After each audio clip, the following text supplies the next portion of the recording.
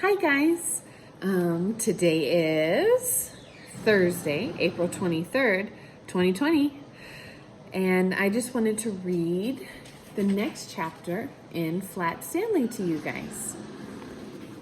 Chapter 3, Stanley Sails. Early the next Sunday morning, Mr. Lambchop had a call from an old college friend, Ralph Jones. Just wanted to remind you, George, that Stanley and I have got a date to go sailing today, he said. He's looking forward to it, Ralph. Mr. Lambchop hesitated. I should mention, perhaps, that Stanley has gone flat again. Mr. Jones sighed. I thought he got over that. Oh, well, I'll pick him up at 10. Later that morning, driving with Stanley to his sailing club on the seashore, Mr. Jones inquired about a foreign visitor he had once met with the Lambchops. A prince? Yes. He around these days? Stanley knew what he meant. He meant the young genie prince, Thurs. But it would be difficult to explain not only the genie part, but also that Thurs had returned to the genie kingdom from which he had come. No, Stanley said, he went home actually. Not too bad, Mr. Jones. Mr. Jones was famous for his amazing memory. Thurs, as I recall, Prince Fawazi, Mustafa, Alisan, Miraza, Malik, Namerd, Thurs. Right, said Stanley. In the harbor of the sailing club, Mr. Jones prepared his boat, Lovebug, and explained it to Stanley. This big sail here is the mainsail, and that's the rudder back there for steering. In this zip bag is another sail called a spin maker. We'll use that for the extra speed when we're running before the wind. See that boat way out there? How its spin maker is puffing out in front? Stanley laughed. The spin maker looked a lot like an open umbrella laying on its side. See over there, Mr. Jones went on. Excuse me. Between the committee boat with the judges on it and the red buoy, that's the starting line. The race ends back there too. The first boat to cross that line wins. He cast off the mooring line and the mainsail filled. Lovebug headed out to join the other boats. Mr. Jones pointed. There! That's Jasper Green's boat, windswept. He's the one I want to especially beat. Why? Why are you mad at him? Stanley asked. He was very rude to me once, but never mind. Just make sure that we win. Behind the start line, they found themselves beside Windswept. Jasper Green gave a friendly wave, but Ralph Jones ignored him. You're always in a bad mood with me, Ralph, Mr. Green said. Why? I don't... Here we go. A pistol shot had signaled the start of the race. Lovebug and Windswept and the other racers glided across the start line behind the motor-powered committee boat, which led them along a course marked by buoys with bright green streamers. Stanley sat back, enjoying himself. The sun was bright. The breeze was fresh against his face. The sky was clear and blue, and the water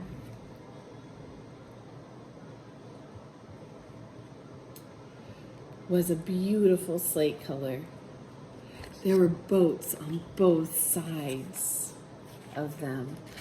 Boats ahead, boats behind. Oh, how pretty they were. Their white sails making cheerful, crackling sounds as they billowed in the wind. Along the shore, people waved from the porches of their houses, their voices carrying faintly in the wind. Way to go! Looking good, sailors. Looking flat, one of them. Stanley waved back, knowing that the teasing was kindly meant. Lovebug passed the other boats. But there were many more still ahead.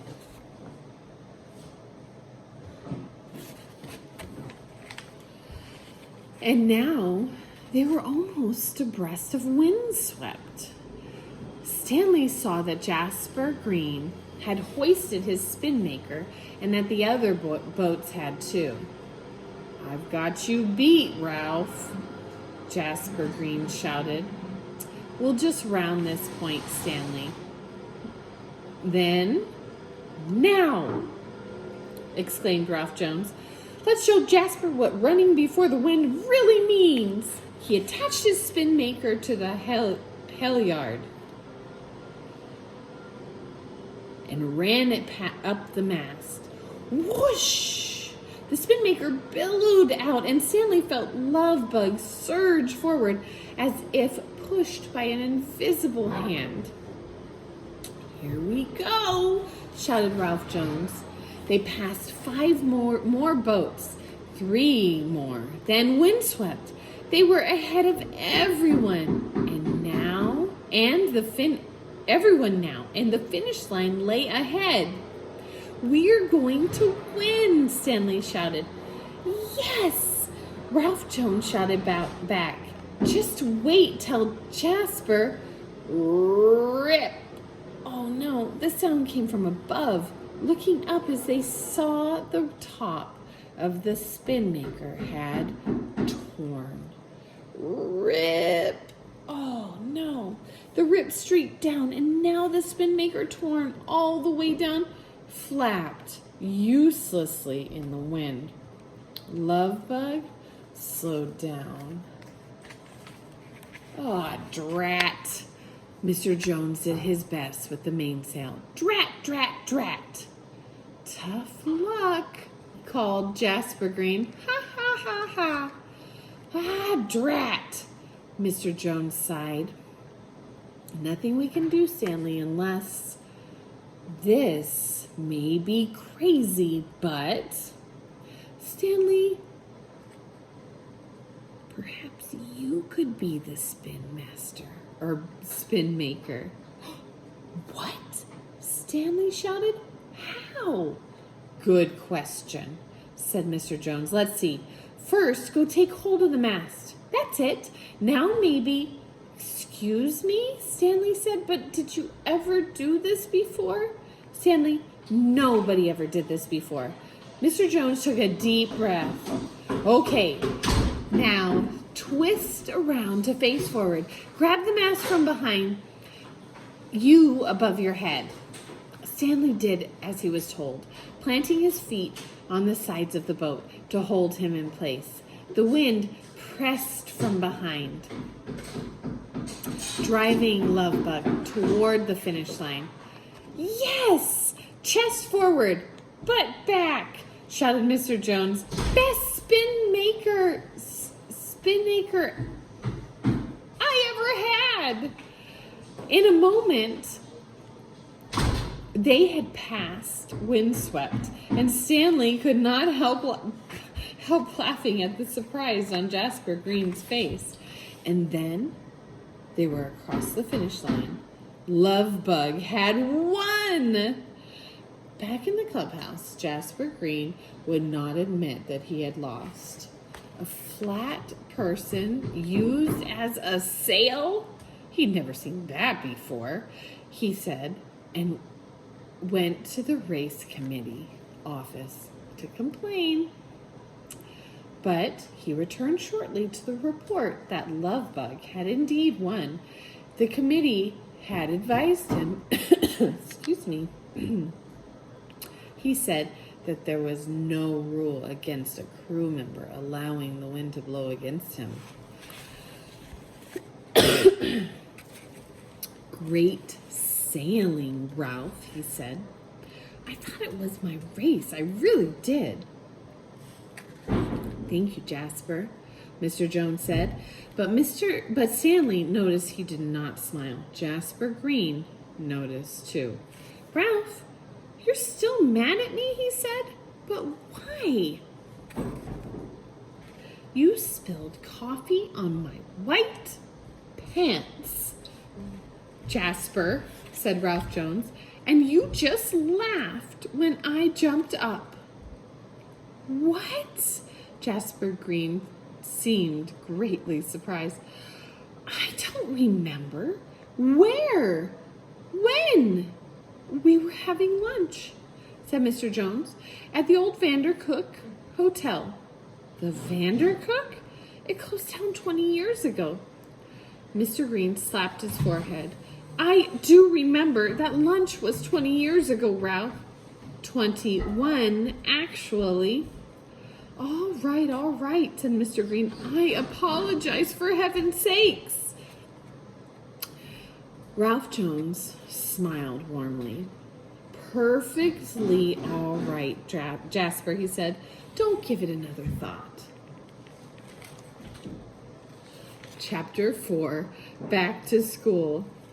Gosh, can you believe that he was thinking all those years, 20 years, about something that happened? It's important to always tell somebody who's hurt your feelings so that way they can make it better and fix it, right? That's why we do that in class. I hope you guys do that at home too. Have a great day. I can't wait to see you back here again tomorrow. Bye.